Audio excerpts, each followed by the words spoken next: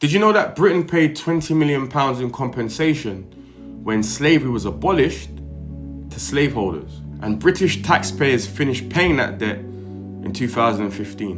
When the slave trade was abolished in 1833, the government paid £20 million in compensation, not to the enslaved people, but to slaveholders. And British taxpayers finished paying off that debt in 2015. Let that land.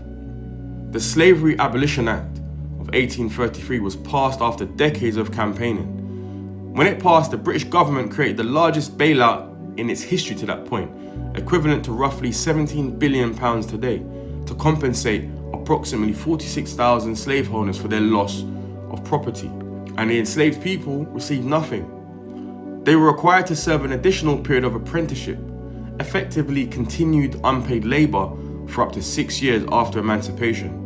And the compensation loan was so large that it took successive governments over 180 years to fully repay. In 2018, HM Treasury tweeted and then deleted a note confirming that British taxpayers had finished paying the debt in 2015. Researchers at University College London's Legacies of British Slave Ownership project have traced the descendants of compensation recipients, many of them prominent figures in British business, politics and culture, whose family wealth today traces directly to that payment and to the slave trade in general.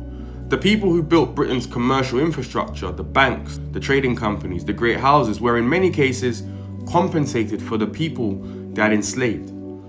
Those people received nothing. The wealth compounded. The record was not taught.